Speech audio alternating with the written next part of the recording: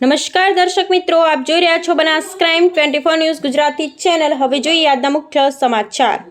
ડીસા તાલુકાના ખેટવાથી સાંડિયા જતા માર્ગ પર દર ચોમાસામાં પાણીમાં ગરકાવ થતા ગ્રામજનો, પશુપાલકો અને વિદ્યાર્થીઓ મુકાઈ રહ્યા છે મુશ્કેલીમાં। વિકાસ માત્ર કાગળ પર અને ફોટા સેશનમાં।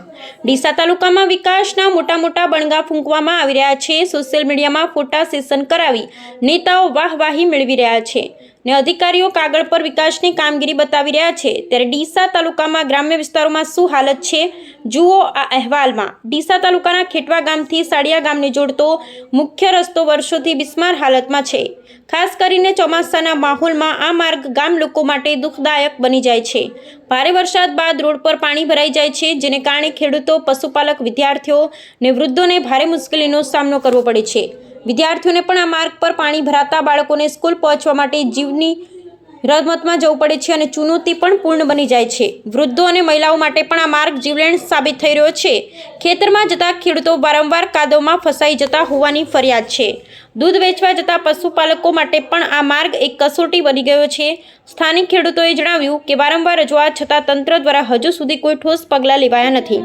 વરસાદ પડે તોય જીવ મુશ્કેલ અને વરસાદ બંધ થાય તોય કાદવને કારણે ચાલવું મુશ્કેલ બની જાય છે। આ મામલે સ્થાનિક ગ્રામજનો દ્વારા તાકીદે માર્ગનું નિરાકરણ કરવાની માંગ કરવામાં આવી છે। તેમનું કહેવું છે, જો ટૂંક સમયમાં માર્ગ બાંધકામ શરૂ ન થાય તો ગ્રામજનો આંદોલન કરવા પણ મજબૂર બનશે।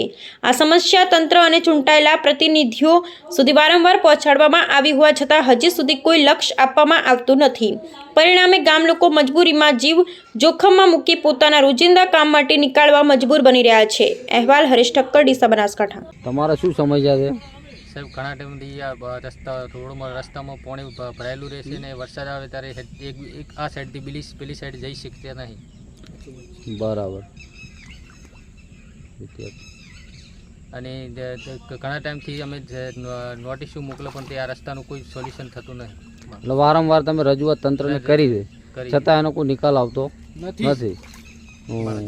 સરપંચને રજૂઆત કરેલી છે પણ તો આ રસ્તો બનતો નહીં અને છોકરાને ભણવા જવામાં પણ તકલીફ પડે। અને સવારમાં દૂધ બીજા ભરાવા માણસો જાય તો એમને તકલીફ પડે। આશરે આ રસ્તામાં કેટલા લોકોનો રહેતા હશે? 500 જેવા હોડિયા ગામનો રસ્તો પણ અહીંયા લાગે છે। આ રસ્તો કેટલા ગામોને જોડે છે? ખેટવાથી સાડવા, મોટમલાલ, ઓરવાડા, ઘણા સુધી જાય છે અમદાવાદ ભણવા તો। બરાબર। વિદ્યાર્થીઓ પણ ભણવા જતા હશે? તારી 4 દાડા 10 દાડા બંધ રહેશે, આ પાણી હેડે એમ જ નહીં। એટલે ચોમાસામાં રસ્તો બંધ હોય તો વિદ્યાર્થીઓને મૂકતા નથી એમ ને?